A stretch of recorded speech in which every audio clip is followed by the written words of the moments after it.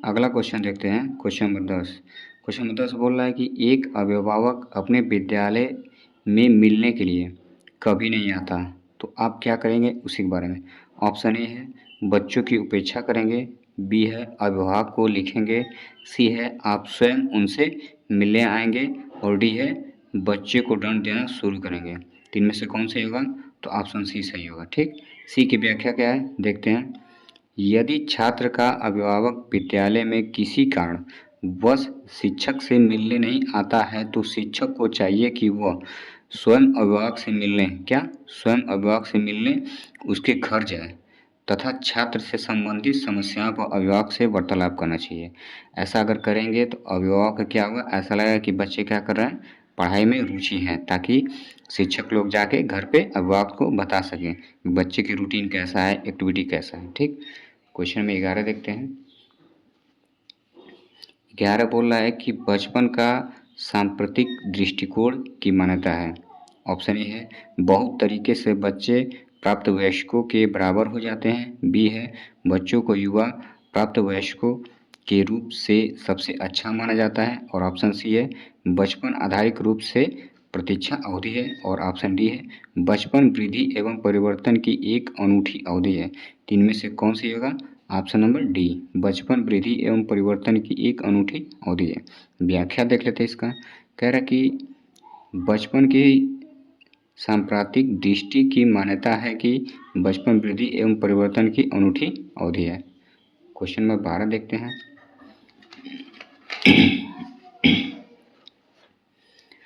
Question number 12 कह रहा है कि एक प्रमाणीकृत पठन परीक्षण लेने के लिए 5वीं कक्षा को प्रस्तुत करने में शिक्षक को अधिकाधिक परामर्श दिया जाता है। ऑप्शन देख लेते हैं। ए है बच्चों को बोलने के परीक्षण बहुत महत्वपूर्ण है तथा वह उसमें अच्छा प्रदर्शन करेगा। बी है पूर्ववर्ती परीक्षा से प्रधान प्रश्नों को चिन्हित करना एवं छात्रों को उन्हें उत्तर देने की अनुमति देना। सी है निम्न कोटि के पाठकों को परीक्षण देना ताकि कक्षा के शेष बच्चे किसी भी तरीके से अच्छा करें। ऑप्शन डी है परीक्षण में आने वाले समान प्रकार के प्रश्नों के उत्तर देने के लिए छात्रों को अभ्यास करना चाहिए। तीन में से कौन सही है? Option number D. व्याख्या देख लेते हैं डी का कि एक प्रमाणीकृत पठन परीक्षण के लिए पूर्व एवं आवश्यक है कि शिक्षक छात्रों को परीक्षण में आने वाले प्रश्नों के प्रारूप की जानकारी दे ताकि तथा अधिक से अधिक प्रश्नों का अभ्यास करवाया। ठीक, मतलब ये चाहिए कि प्रारूप ऐसा तैयार करना चाहिए कि वो क्या करे, अधिक से अधिक प्रश्नों का अभ्यास करवाए, जिससे ये है कि उसका क्या हो, अवकलन हो सके कि मतलब कितना क्वेश्चन कर पाएंगे कितना नहीं कर पाएंगे। ठीक, क्वेश्चन नंबर 13 देखते हैं। क्वेश्चन नंबर 13 बोला है कि असंगठित घर से आने वाला बच्चा सबसे अधिक कठिनाई का अनुभव करेगा। तो ऑप्शन ए है सुनिर्मित पाठों में, ऑप्शन बी है स्वतंत्र अध्याय में, और ऑप्शन सी है नियोजित निर्देश में, और लास्ट ऑप्शन डी है अभ्यास पुस्तिकाओं में। तो कौन सा सही होगा? ऑप्शन नंबर बी, स्वतंत्र अध्ययन में। ठीक, तो बी की व्याख्या देख लेते हैं।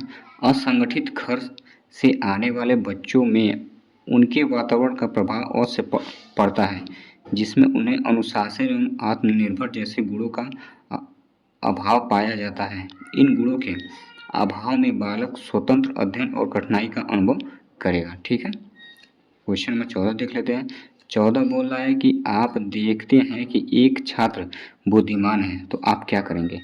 उसके साथ संतुष्ट रहेंगे, ऑप्शन बी है उसके अतिरिक्त गृह कार्य नहीं देंगे, और ऑप्शन सी है कि वह जैसे अधिक प्रगति कर सके उस तरह से उसे अनुप्रेरित करेंगे, और ऑप्शन डी है उससे अभिभावकों को सूचित करेंगे कि वह बुद्धिमान है। तो ऑप्शन कौन सही होगा? Option number C. सी क्या है?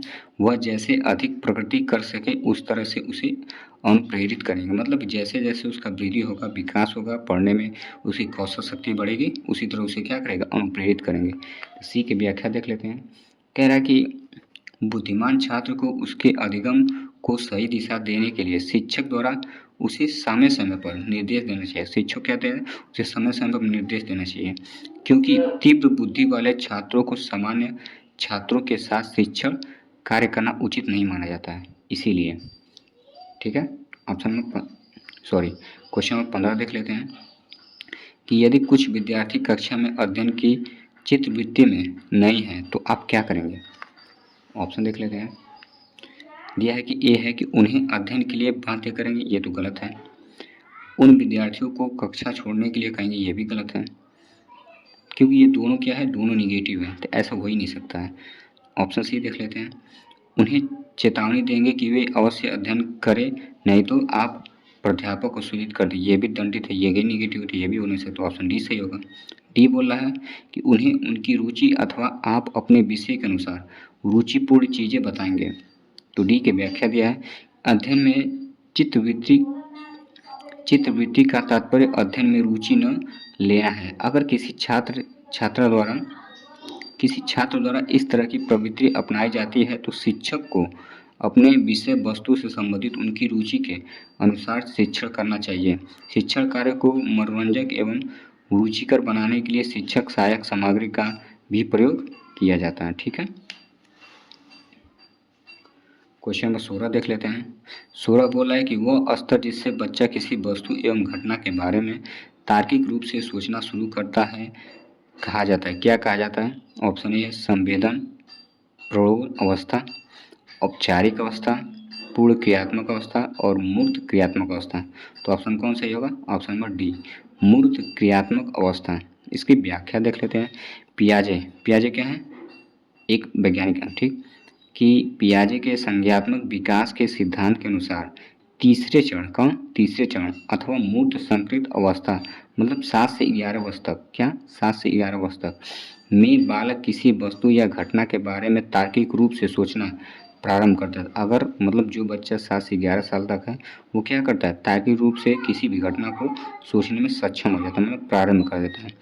इस अवस्था में बालक में चिंतन, तर्क वितर्क, एकाग्रता आदि गुणों का विकास होता है। इस अवस्था में क्या होता है, बच्चों में चिंतन, तर्क वितर्क और एकाग्रता आदि गुणों का विकास हो जाता है। क्वेश्चन नंबर 17 देख लेते हैं। बच्चों के बौद्धिक विकास के 4 सुस्पष्ट स्तरों को पहचाना गया था। कौन कौन। कोलबर्ग द्वारा, एरिक्सन द्वारा और स्किनर द्वारा और पियाजे द्वारा। ऑप्शन कौन सही होगा, पियाजे इसलिए क्योंकि यही ज़्यादा फेमस है। अभी देखें इससे पहले पियाजे आया था तो इसलिए कौन सही होगा, पियाजे। व्याख्या देख लेते हैं।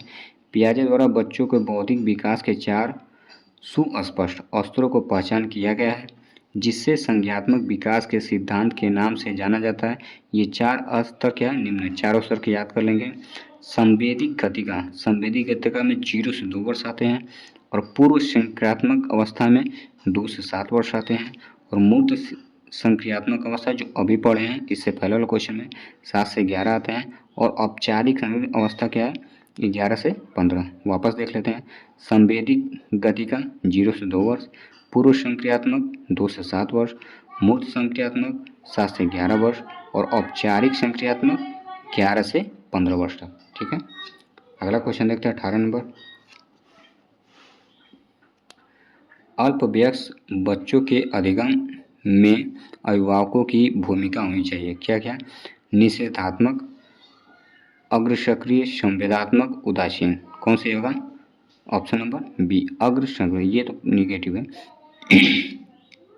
इसकी व्याख्या देख लेते हैं। अल्पवयस्क बच्चों के अधिगम में अभिभावक की भूमिका अग्र सक्रिय होनी चाहिए ताकि उनके कार्य में भटकाव की स्थिति न उत्पन्न हो। मतलब ऐसा होना चाहिए कि अल्पवयस्क जो बच्चे हैं उस अभिभावक की भूमिका ये रहनी चाहिए कि उनकी जो भी कार्य कर रहे हैं उसमें क्या भटकाव की आशंका या स्थिति उत्पन्न न हो। इस अवस्था में बच्चों को निर्देश के साथ साथ परामर्श की भी आवश्यकता होती है। निर्देश देने के साथ साथ उसमें क्या कर सकते हैं, परामर्श भी देख सकते हैं। ठीक, परामर्श कर सकते हैं जिससे बच्चे क्या है अधिक कौशलपूर्ण बन सकें। ठीक है। अब आगे क्वेश्चन हम देखेंगे अगले वीडियो में। ठीक है, धन्यवाद।